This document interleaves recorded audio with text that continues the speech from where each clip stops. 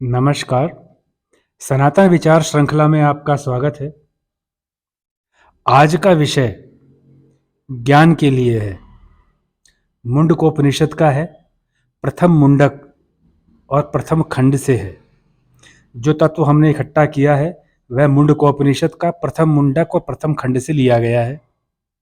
प्राचीन समय में महर्षि शौनक एक विश्वविद्यालय के कुलपति थे, जैसे आजकल वाइस चांसलर होते हैं, उसी प्रकार से वे महान विद्वान थे और ज्ञान प्राप्ति के लिए निरंतर प्रयासरत रहते थे।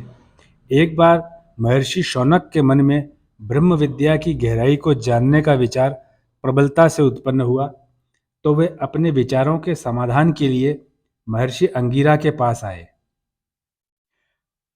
और महर्षि शौनक ने प्रश्न किया, हे भगवान, जिसको भली भांति जान लेने के यह कुछ भी देखने, सुनने और अनुमान करने में आता है वह सबका सब जान लिया जाता है। अर्थात हम कोई ऐसी चीज के बारे में जान लें जिसको जानने के बाद में जो भी हम देखते हैं, सुनते हैं या किसी भी चीज के बारे में अनुमान करते हैं, हम अपने आप उस चीज को जानने से जान जाएं।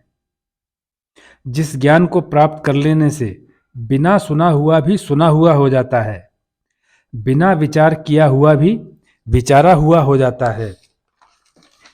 ये प्रश्न है, वह परम तत्व क्या है? उस ज्ञान को किस प्रकार से प्राप्त किया जा सकता है? ऐसा महर्षि शौनक ने महर्षि अंगिरा से प्रश्न किया। प्रश्न सुनने के बाद महर्षि अंगिरा ने उत्तर दिया कि इन सभी प्रश्नों के उत्तर दो तरह की विद्याओं में है। एक तो अपरा विद्या है, दूसरी पराविद्या है। अपरा विद्या वह विद्या है जिसमें भोगों की स्थिति, भोगों को उपयोग करने के प्रकार, भोग्य सामग्री की रचना, उनको उपलब्ध करने के साधन आदि का वर्णन आता है। जैसे ऋग्वेद, यजुर्वेद, सामवेद, अथर्ववेद का विस्तार भी अध्ययन इनका करना भी अपरा विद्या होती है। अपरा विद्या कुल 10 प्रकार की होती है। इनमें 6 वेदांग होते हैं और 4 वेद होते हैं। वेदांग में जो 6 वेदांग हैं उसमें है शिक्षा, जिसमें वेदों का पाठ करने का तरीका बताया जाता है। दूसरा कल्प, शब्द का ज्ञान और उनका प्रयोग, ये प्रश्न का उत्तर बता रहे हैं महर्षि अंगिरा। तीसरा व्याकरण, जिसमें शब्दों का ज्ञान और उनका प्रयोग। चौथा है निरुक्त, वेदों के ज्ञान को उसके कारण के द्वारा समझाना। पांचवा है छंद, वेद के छंदों में भेद को समझाना। छठा है शुक, आपका ज्योतिष, ग्रह नक्षत्र की स्थिति, उनकी गति और उनका मनुष्य के साथ संबंध को समझाना और समझना। इस प्रकार के 6 वेदांग हुए, शिक्षा, कल्प, व्याकरण, निरुक्त, छंद और ज्योतिष, और 4 वेद हुए। पराविद्या वह विद्या होती है जिसके द्वारा परब्रह्म अविनाशी परमात्मा का तत्व ज्ञान होता है। पराविद्या का वर्णन भी वेदों में ही है, इसलिए सभी वेद पराविद्या और अपराविद्या दोनों ही विद्याओं का संकलन है। पराविद्या में परब्रह्म परमेश्वर के निराकार स्वरूप का वर्णन किया जाता है। उन्हें निराकार क्यों कहा गया है? क्योंकि परब्रह्म परमेश्वर ज्ञानेंद्रियों द्वारा जानने में नहीं आते हैं। हमारी कामेंद्रियां भी उनको पकड़ने में पूरी तरह से असमर्थ है। उनका किसी भी प्रकार का कोई भी गोत्र भी नहीं है। वे पूरी तरह से सूक्ष्म, व्यापक, सबकी अंतरात्मा के रूप में सभी में फैले हुए हैं। वे कभी भी नाश न होने वाले हैं, हमेशा रहने वाले हैं, अर्थात वे नित्य हैं। इस प्रकार का प्रश्न वे सुनकर के महर्षि अंगिरा उत्तर दे रहे हैं। जिस प्रकार मकड़ी अपने पेट में स्थित जाले को बाहर निकालकर फैलाती है, फिर उसे खुद ही निगल जाती है, उसी प्रकार पर परमेश्वर अपने अंदर सूक्ष्म रूप में लीन हुए जड़ चेतन रूप जगत को सृष्टि के आरंभ में नाना प्रकार से उत्पन्न करके फैलाते हैं और पुनः उसी सृष्टि को अपने में समेटकर प्रलय लाते हैं।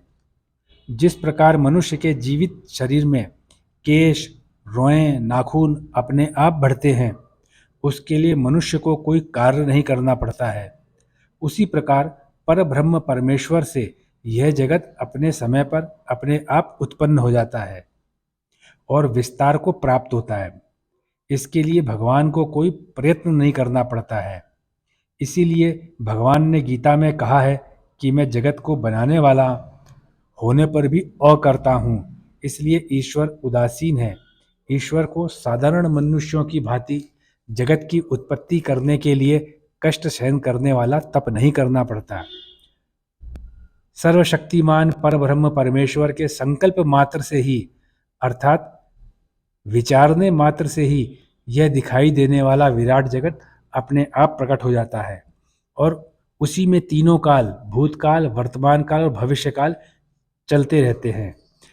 ये सारा का सारा जब परा अपरा विद्या का ज्ञान और परब्रह्म परमेश्वर के तत्व का ज्ञान महर्षि अंगिरा ने महर्षि शौनक को उनके इस प्रश्न पर दिया कि किसको जानने से सभी कुछ जान लिया जाता है, जो आपने प्रारंभ में सुना है वही प्रश्न है।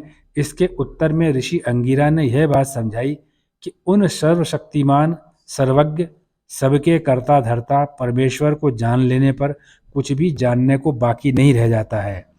यह एक विशिष्ट खंड है। आमतौर पर इस प्रकार के खंड अंश सुनने में कम आते हैं।